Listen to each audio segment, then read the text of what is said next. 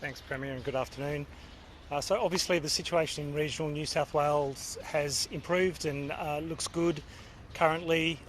My assessment is really based on the fact there are no active cases in regional New South Wales. That includes Central Coast. There's been one transient low positive detection in wastewater in Ulladulla, but all other regional areas of New South Wales haven't had positive wastewater detections. And the exposures that have been in Eden and Bermagui haven't led to cases.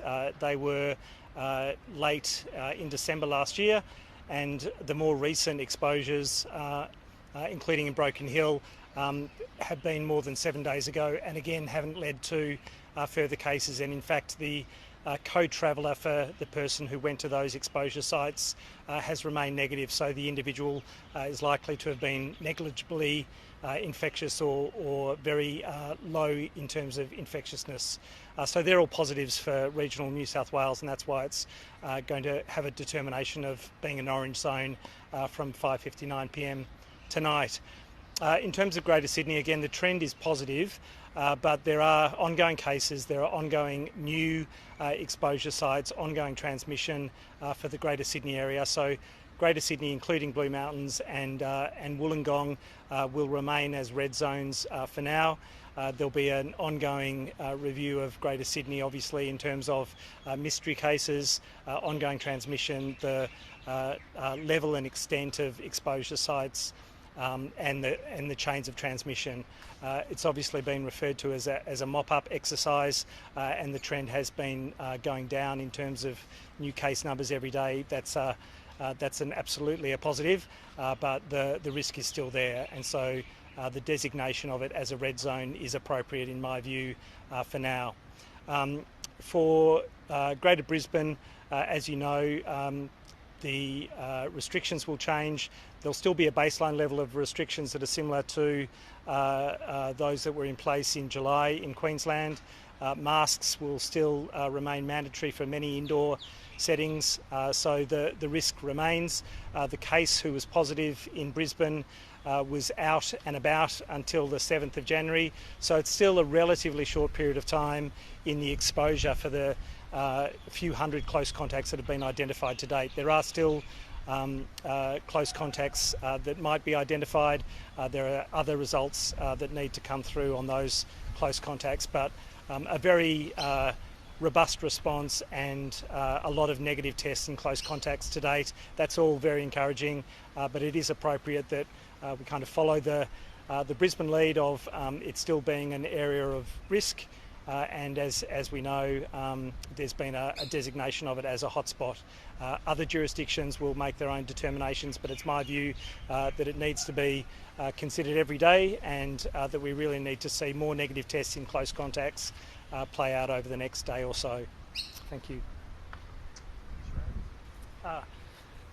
There has been a case notified in Israel in a child who boarded a flight who was in childcare on the 7th of January in Victoria, in Melbourne, detected on a rapid point of care test on arrival.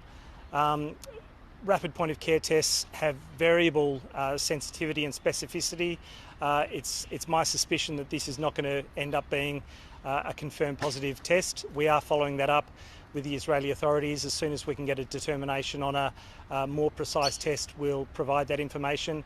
I do suspect it'll end up not being a true positive case.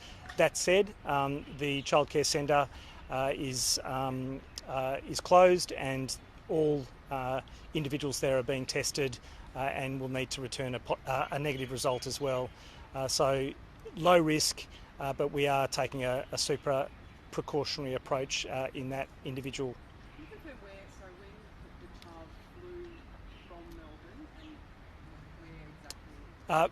Flew into Tel Aviv and tested on the 9th of January.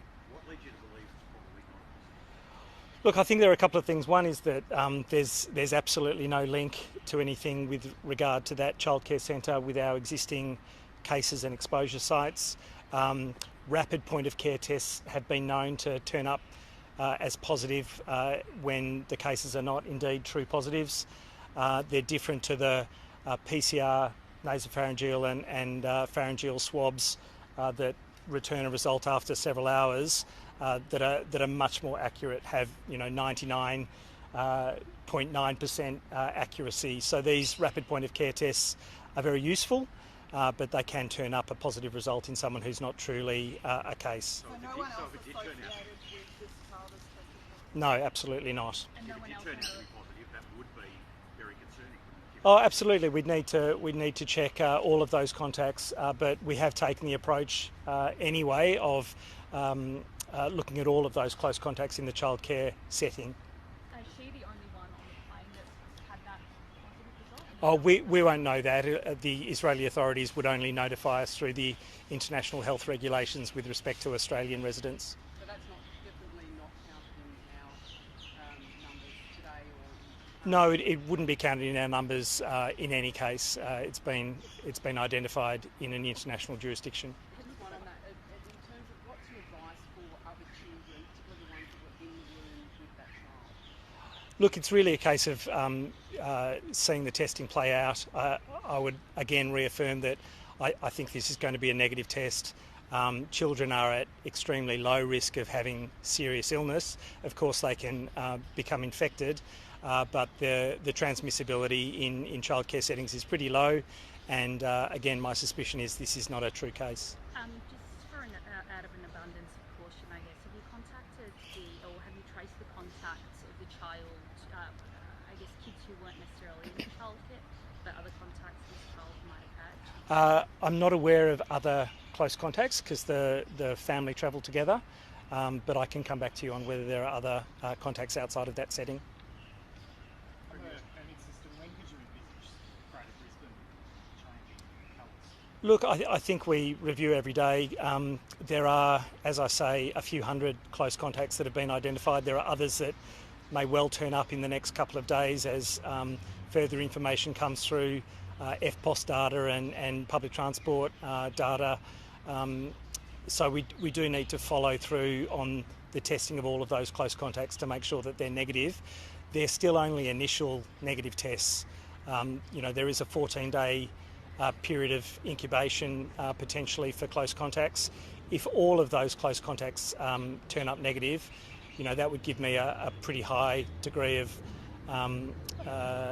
confidence that we could, review the setting, the designation of that Greater Brisbane area. You say it's about 10 days. Look, it may be earlier than that. I don't think we need to wait for the entire incubation period to play out, but we do need to understand if there are further close contacts that are going to be identified and what that initial test of all of those close contacts turns out to be. How quickly can you get these permits turned around? If someone's applying, what's the wait time? My understanding is through Service Victoria is that it's a matter of minutes, so it's just a few minutes to get that permit issued. Pop on the website, the government website, hold up, Visit Victoria website, crash when it was launched, permit system, is this going to hold up? Look, I think there's always a demand right at the beginning, and I think people need to bear that in mind and have patience with the system. But this is a system that's going to be in it for the long haul, and it'll be a very efficient system going forward. It'll be very agile, and I'm very pleased that the data capture that is inherent in the system means that we can also respond to any changes as required if there are hotspots that turn up in future. Is there a guarantee that the colours won't change from green to red, that there will be an orange period in between so that people can get home from a No, not necessarily. We have to respond to changing circumstances as they appear. As we've seen, an area can go to a very dangerous designation if it's one of these variants of concern. If in a single day there are multiple individuals identified and the origin or source of that transmission is not known, then it could absolutely go to red from a green designation overnight. I can't rule out that possibility. On New Year's Eve, regional New South. Look, I think they should be travelling interstate. We're all in need of seeing family, friends, loved ones, and there are important occasions that people need to get to. What everyone should be aware of is that we're all working to a system whereby we have to protect the health and wellbeing of Victorians and do what's appropriate in order to manage that risk. So if people get caught out, sometimes it's an inconvenience, sometimes it's absolutely tragic. So people need to bear in mind that that's a risk that we are all needing to manage in our lives. The fact that there have been some warnings about regional New South Wales or travel to New South Wales in recent days should be a point to reinforce. There are other areas that can suddenly pop up, but I totally understand people's need to travel interstate, and they need to make that choice for themselves, but they need to recognise there's always a risk that's present. On There are New people Year's Eve, currently regional detained New in South hotel quarantine that haven't been anywhere near Sydney or any of the other New South Wales hotspots. They've driven through, in one case they've driven through New South Wales to Queensland. Will those people now be released from detention given that New South Wales has been downgraded to amber? Yeah, so for those who've been in regional New South Wales, they will be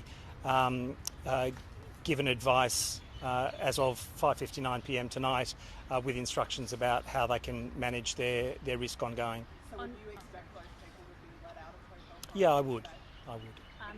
On New Year's Eve, regional New South Wales went from, green to red in a matter of hours. How is this system, the one that you introduced today, any different to what was in play on New Year's Eve? So I guess the real advantage of this system is that those designations in terms of the zone colours can be made on the public health advice, on my advice through my team's input immediately, and it doesn't require new drafting of legislation under the Public Health and Wellbeing Act in order to come into effect. It can essentially be a change made on my advice.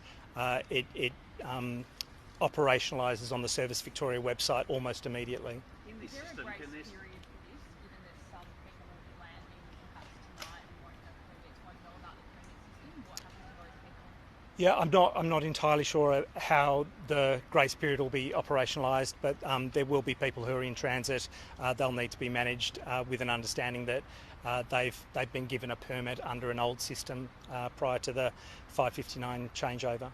in this system, can there still be no zones? So I guess the only no zone that there is currently is the Victoria-New South Wales border, where there isn't a permit requirement for the border bubble or the border communities. So they are exempt, if you like, from the permit requirements, but otherwise across Australia the permit system's in place. But the green permit does allow free travel. Yeah, but if there's no cases in New South Wales, no active cases, haven't been any local acquisitions in 14, 28 days, and I go to Maringala for a week for a holiday, I need the government's permission signed off by you to come home. It's not dissimilar to the WA Good to Go app. This is capturing information about where people are coming from, in what numbers, where they're going to, so that if there is a change in designation, that even applies retrospectively, because the exposures are known to be when someone has been symptomatic or infectious, can apply to an earlier date. And so we'll need to know who's travelled from that date. So even though it might have been green, the data that's captured through this permit system is really critical to understand who's at risk and where they are across Australia. So you get to gather information about my whereabouts even when there's no virus. So it is, as I say, no different to WA's model, Tasmania's model, capturing information about where people are moving for the purpose of protecting their health and wellbeing. Given how quickly the designations can change, just considering the circumstances, if there is a virus, let's say in New South Wales, even if there's one case, would you advise Victorians not to travel to New South Wales? I think we'll try and come out with advice as soon as possible. All of these circumstances are very individual, and one mystery case with dozens of exposure sites is different to a single case known, all close contacts in quarantine and the like. So I think we'll just try and advise as best and as early as possible under the circumstances. And what would New South Wales need to do to satisfy, I guess, you and your public health team that it is safe to travel between Victoria and, Sydney? So I guess the situation in Sydney continues to unfold. There are grumbling new cases. The things that assure us are obviously if the mystery cases or cases of unknown acquisition had been more than 14 days in the past, if the new cases that turn up are all linked to known cases, are all in quarantine at the time that they're identified, they're all elements that are more reassuring. Do you have a rigid, I guess, criteria? As in, do they have to have, fewer than 5 cases, fewer than 5 mystery cases over a 14-day period? No, there aren't really rigid criteria. It's all of those elements that are reviewed continuously, and it does relate to those complex elements about where exposure sites are, how infectious an individual is, how many cases there are, but also the known and unknown acquisition for cases. So what's the Permit scope of system re- only operate under the state of emergency? I couldn't tell you, maybe the Premier. For so long as the state of emergency is in place, this permit. It really will depend on the designation of some of those individuals who've been in quarantine, but for those individuals who've been in what's been rural or regional New South Wales as a red zone, turning to an orange zone, yes, they will be free to leave quarantine. And Brisbane, yes, I think we're looking at the same, but with a test result being required before release. So that's at 6 p.m. tonight. That's right. The Brisbane Heat BBL team, they're due to play the Renegades in Melbourne on Thursday night. They're a basketball team. Will they be allowed to enter Melbourne? Not under current restrictions, because I know they've travelled through a red zone in terms of Greater Brisbane. But again, if the designation for Greater Brisbane changes in the intervening period, there is a possibility. I know this is still a couple of months away. Can I just follow up on that? The AFL season, presumably the teams are going to be travelling between states. Do you have any idea what that might look like? Not really. Non-AFL. Look, it'll be as challenging as last year in some respects, because there are continued constraints in various parts of the country. But I think our permit system will give a certain ease operationally to movement in and out of Victoria for AFL player purposes. Just on the Do you consider Brisbane, that do people have to test there before they return, or come here? and I'll come back isolate? to you on the testing requirements. Consider a traffic light system for overseas arrivals. Certain countries would be red, say the UK or... Yeah, look, I think it's worth exploring. We've obviously got a bubble arrangement with New Zealand. There are other international legal instruments that are at play in that, so we need to look into that a bit more before it can automatically become part of the permit system, I think. And given the new permit system, will you arrange a border bubble between the South Australian and Victorian border communities? Not at present. That's not the desire of South Australia in that regard. Part of the issue is, again, the data capture. South Australia wants to make sure that they're aware of everyone who's moving across the border. They would like the same for Victorians who are moving across. But again, the administrative burden of the permit system should be really minimal, and for those border communities, it's a green zone. They can apply for the permit. It'll apply for several days for them to move across freely. I know you don't comment on other Chief Health Officers' directions, but are you disappointed that Brisbane has allowed, or I guess the Chief Health Officer there has allowed Brisbane to sort of get out of their 3-day lockdown?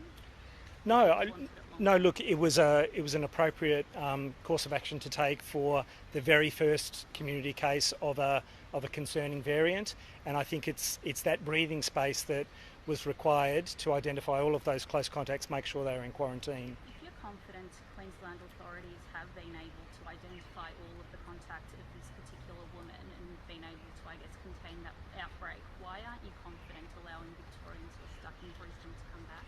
I think there's still some time to play out for those close contacts in Brisbane. There are hundreds of them. Many of them have tested negative. That's a good sign.